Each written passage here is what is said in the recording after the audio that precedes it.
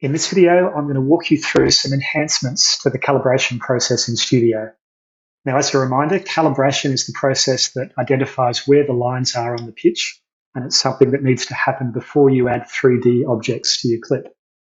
In many cases, Studio can do calibration automatically by analysing the clip, detecting where the lines are, and matching them to the lines that it expects to see. So when you run 3D tracking, if you haven't added any calibration points manually, Studio tries to do automatic calibration. You can configure Studio to do 3D tracking as soon as you send clips from Sports Code via this option here in the Preferences.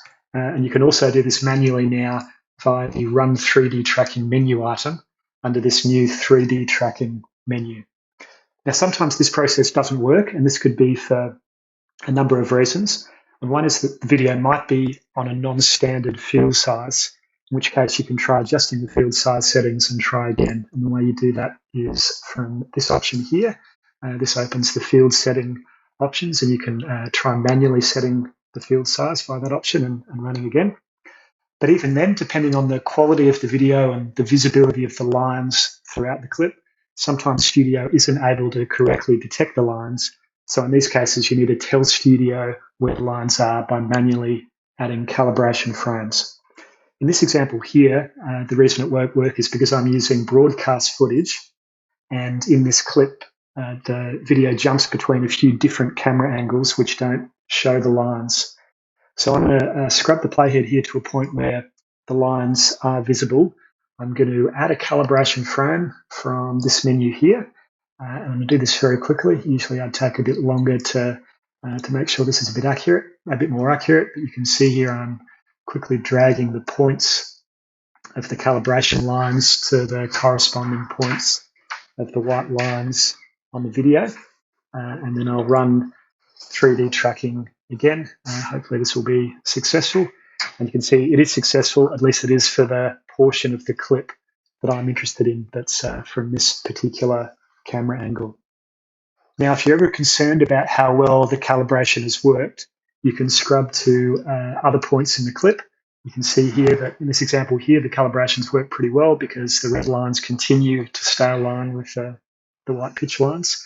If they didn't, then I could add additional calibration points, which you might need to do. Now you can also show and hide the red calibration lines via this new context menu here. I've right-clicked here, and you can see I can turn these calibration lines on or off, depending on how confident I am that the lines match the lines on the pitch. Now, I'm going to move on to an enhancement which should reduce the number of times that you should have to do this manual calibration process. Now, if you need to manually calibrate multiple clips from the same match, or even clips from different matches at the same stadium from the same camera angle, you previously would have had to repeat this manual calibration process on each clip. You no longer have to do this. You can now copy the calibration settings from one clip to the other clips in your playlist. You can do this in two different ways. So firstly, you can use this new copy calibration to other clips menu item. And what this is letting me do here is choose which of the clips that I have in my playlist that I'd like to copy these calibration settings to. I've got 5 clips in this playlist, so it's letting me choose any of the other 4 other than the one that I've got selected here. And secondly, you can now save the calibration settings that you've just configured and use them in a later Studio session. And so I'll do that here from the Save Calibration menu item. Lets me give the calibration settings a name, and I'm going to name it using the name of the stadium and the name of the camera angle that I'm using as well. And when you save the calibration settings, they now appear in this new calibration section of the Assets panel. And from here, you can apply them to other clips as well. Now, remember that these calibration settings are specific to both the venue and the camera angle.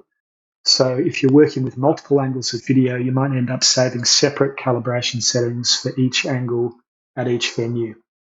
This is just one of a number of enhancements that we're making to save you time in Studio. For more information on this and other enhancements, check out the Hudl blogs, the support pages, and the release notes.